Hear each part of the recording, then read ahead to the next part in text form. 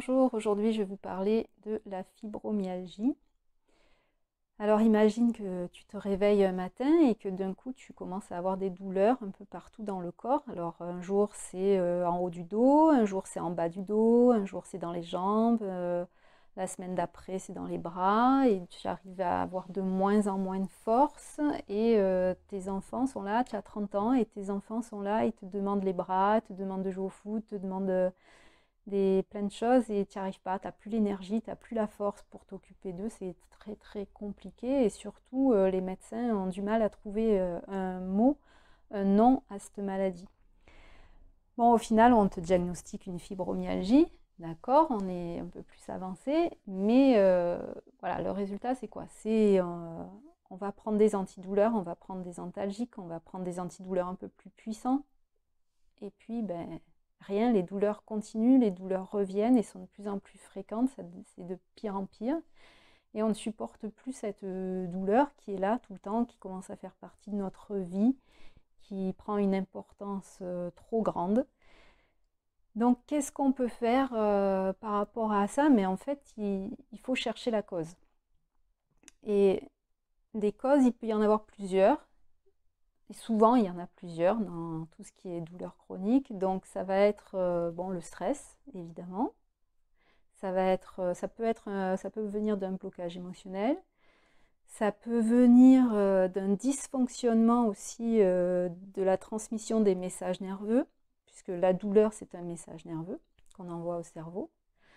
Ça peut être aussi un dysfonctionnement du système immunitaire, puisque le système immunitaire, quand il réagit, ça crée des inflammations. Et on peut avoir aussi en naturopathie ce qu'on appelle une accumulation de toxines qui vont venir se loger un petit peu de partout. Et donc je vais vous parler plus précisément de ça aujourd'hui.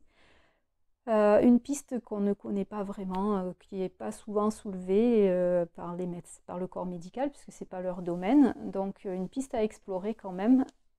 Du coup, c'est quoi l'accumulation des toxines? C'est tout ce qu'on mange, tout ce qu'on respire, tout ce qu'on fait, même le fonctionnement de base de notre corps fait qu'il va produire des déchets. Des déchets au niveau des cellules, des déchets au niveau de la transformation des aliments, etc. Je parle même sur le fonctionnement de base, c'est pas forcément quelqu'un qui mange mal ou qui vit mal, c'est pas ça. C'est même pas jeter la pierre déjà à quelqu'un. C'est juste le fonctionnement normal du corps fait que on produit des déchets. On produit du dioxyde de carbone quand on respire qui est acide. On produit des excréments parce qu'on digère et qu'il y a des choses qui doivent être évacuées. On produit de l'urine, on produit de la transpiration, on produit des choses et ces déchets sont évacués donc par ces différents moyens du corps. Mais il arrive parfois que certains organes soient fatigués, que notre corps n'ait pas assez d'énergie à un moment donné parce qu'on ne dort pas bien, parce que, je sais pas, on a eu une maladie, on a du mal à récupérer. Et du coup, on va avoir du mal à évacuer ces déchets-là, donc le corps va les stocker un petit moment, en pensant les évacuer un petit peu plus tard. Sauf que parfois, le corps n'arrive pas à les évacuer, ces déchets-là, et ils vont commencer à se loger un petit peu partout dans le corps. Ils vont se loger aussi dans ce qu'on appelle le tissu conjonctif et qui entoure un petit peu tous les organes, et ça va se loger un petit peu partout dans le corps. Donc, une des explications possibles à la fibromyalgie, à toutes ces douleurs qui peuvent se répartir à différents endroits du corps, et aussi sur différentes structures, puisque ça peut atteindre aussi bien des articulations, ça peut atteindre des muscles, ça peut être des douleurs même osseuses. C'est vraiment très varié au niveau de la fibromyalgie et pas tout le monde va le ressentir de la même façon.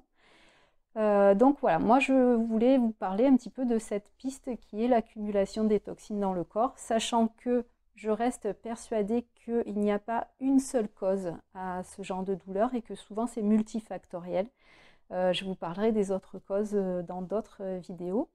En tout cas, la naturopathie va chercher vraiment d'où peut provenir ce phénomène, d'où peut provenir ce dysfonctionnement du corps qui fait qu'on a une douleur, plusieurs douleurs qui s'installent comme ça.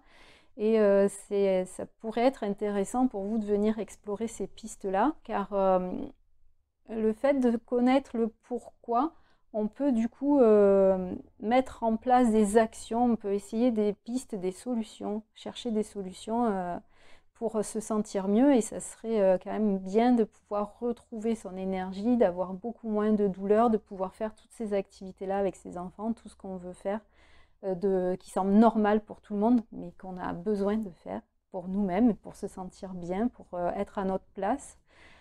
Voilà, donc si jamais tu te reconnais dans ce profil et que tu souffres toi aussi de ce genre de douleur et de fibromyalgie et que tu as envie de laisser un commentaire en dessous de cette vidéo, mais c'est volontiers que je te lirai. Et voilà, je vous dis à bientôt.